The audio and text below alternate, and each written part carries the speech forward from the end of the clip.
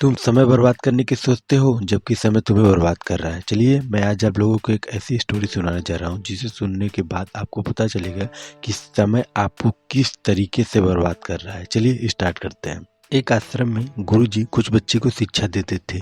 गुरुजी ने एक दिन एक बच्चे को ध्यान दिया और देखा कि ये लड़का कभी ना ही टाइम और ना ही टाइम मैनेजमेंट को समझता है।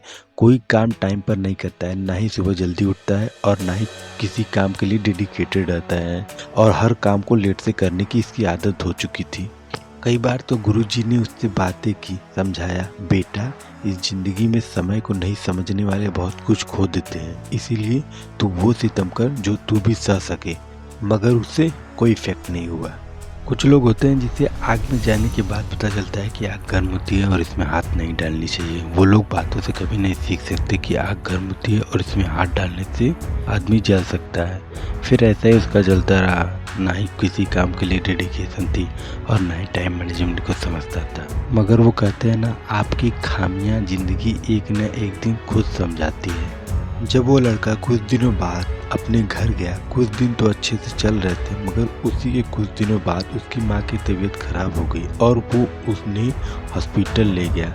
हॉस्पिटल ले जाने के बाद उन्हें एडमिट किया। एडमिट करने के कुछ ही बाद डॉक्टर ने उन्हें बुलाया और बोला, आपकी माँ की तबीयत बहुत ज़्यादा खराब है, आपकी माँ के ब्रेन में बहुत बड़ी प्रॉब्लम हो चुकी है, आपको एक मेडिसिन लानी होगी जो कि यहाँ नहीं मिल सकती। तकरीबन 1000 किलोमीटर दूरी मिलेगी जो कि आपको ही लानी होगी वो मेडिसिन।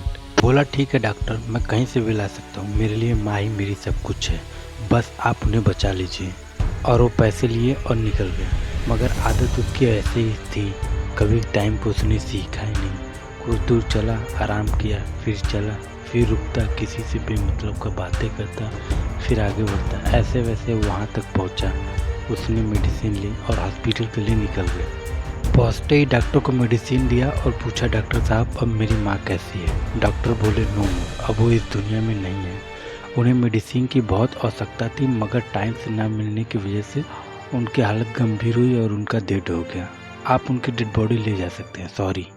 वो अफसोस कर रहा था, काश मैंने गुरुजी की बात मान ली होती, टाइम से हर चीज़ करता तो आज मेरी दुनिया, मेरी माँ मेरे पास होती। मगर कहते हैं ना, टाइम गुजरने के बाद अफसोस होता है सभी के पास।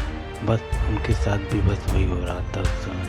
टाइम गंवाने वाले हमेशा कुछ न कुछ खो देते हैं, चाहे वो उनके गोल हो या उनके मनपसंद की चीज़ें क्यों ना हो। देखा, टाइम गंवाने का ये नतीजा निकला।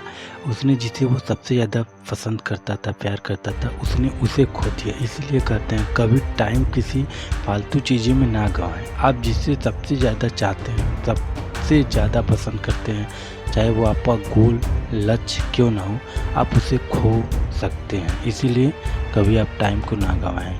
सो आशा करता हूँ टाइम गंवाने का आदत आप भी किसी दूसरे की आदत से रिलेट करके छोड़ देंगे। Thank for watching my video.